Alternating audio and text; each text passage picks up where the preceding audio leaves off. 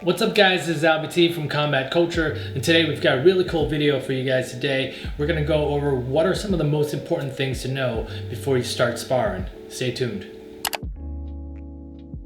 So the first thing I recommend you guys do before you start sparring is to have a conversation with your coach. Because there's a very high probability that a lot of you guys feel as if you're ready, coach might think different. Because when it comes to sparring, it's really more than just beating each other up. You know, a lot of it is making sure that not only can you protect yourself, defense is a big part, but also knowing how to control your temper and your power, protecting your partners as well, right? So definitely have a conversation with your coach. Let them know what your intentions are, whether you're looking to just join the new sparring class if you haven't done one already, if you're looking to compete in the future, or if you're looking just for more well-rounded training. Have that conversation and, you know, be open to their feedback. That's a part of what they do there at the gym, is to assess everybody at the gym to make everybody better. So before you jump on in your first class, definitely have a conversation with the coach, see what kind of feedback they have, and also maybe ask them what are some things that they would like to see you work on. And after that, make sure you guys are going to the right sparring class, because there's a lot of gyms out there that have fight camp dedicated sparring classes, right? And this is your first time. Don't go to the wrong class because you're in for a bad time, okay? You can definitely work your way there, but make sure if your gym does offer fighters only classes, don't make the mistake by going to the wrong class, coming out with the black eye. Not a good time. Now, after you've had that conversation with your coach and you know which classes is the right class for you, the third thing you gotta do is make sure you got the right equipment. For males and females, the must-haves, at least for most gyms, is gonna be a pair of 16-ounce gloves. Goes without saying. Bring some hand wraps, right? Protect the hands. Mouth guard, that's an absolute must. I don't care how tough you are, get yourself a mouth guard. Shin guards for the most part, right? I think there are some gyms that might spar without shin guards, but I'm always a big proponent of that. There's nothing worse than banging shins, right? Especially if you're gonna be competing soon, right? But for most of you guys who are just getting started, start with some shin guards, okay? And depending on the level of sparring you guys are gonna be doing, eventually you might get into the more advanced classes, right? When it comes to that, elbow pads, knee pads.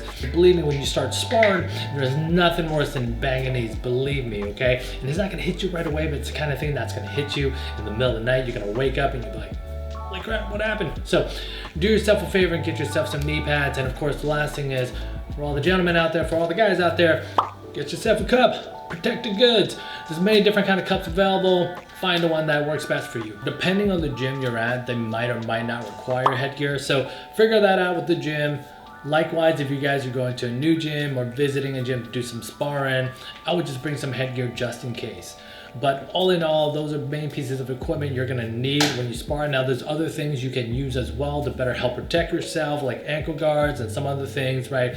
But those are the must-haves when it comes to sparring. So make sure you got those in your bag if you're gonna be jumping into a sparring class. So the next thing I want to go over with you guys is going to be general sparring etiquette. These are things that are more or less universal regardless of whatever gym you go to. The first thing I always like to tell people is to communicate with your training partner, especially if you're new. Let them know this is my first time, or hey, I'm still kind of new. Take it easy for the most part, or let me know if there's anything I can improve on, right? Let me know if I'm hitting you too hard. Let me know if you've got injuries. Let them know if you've got injuries. For example, your arm sprain or something's not working right. Let them know. You probably shouldn't be sparring anyways, but if you are, let them know so they don't make that injury worse. A couple of other ways you guys can communicate isn't so much verbal, but one that you guys do see a lot is touching gloves. Now, touching gloves can mean a lot of different things.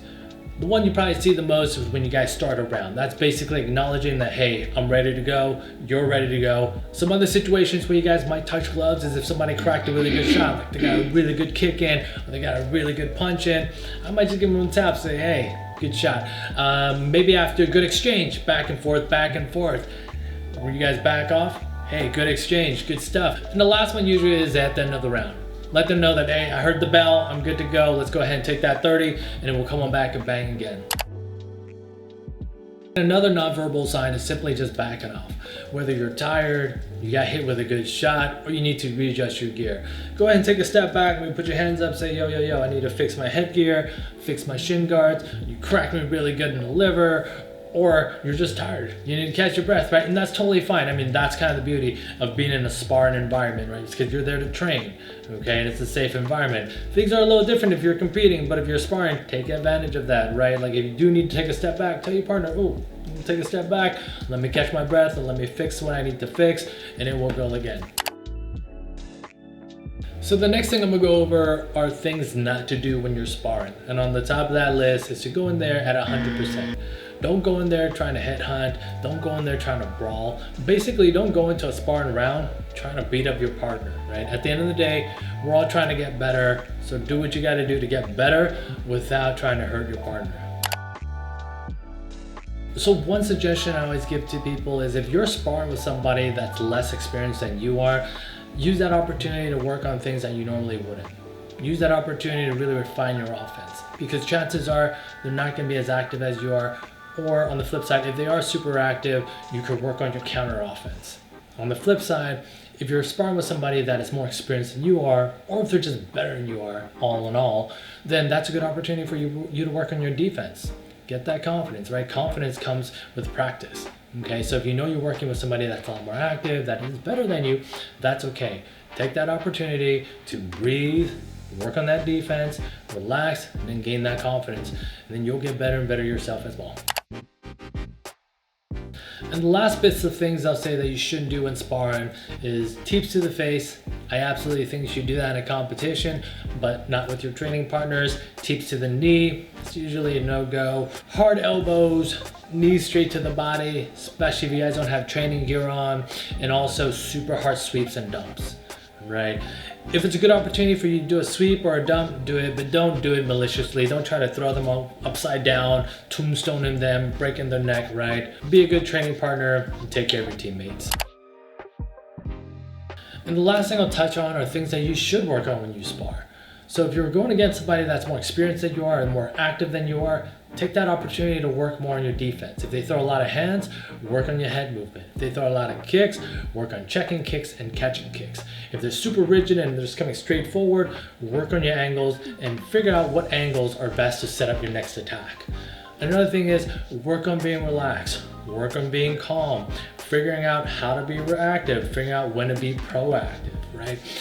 Figure out when you should turn it up, figure out when you should take a step back and just wait and see what's the next game plan for your attack. And the last thing is learning how to catch your breath and preserve your energy at each and every break.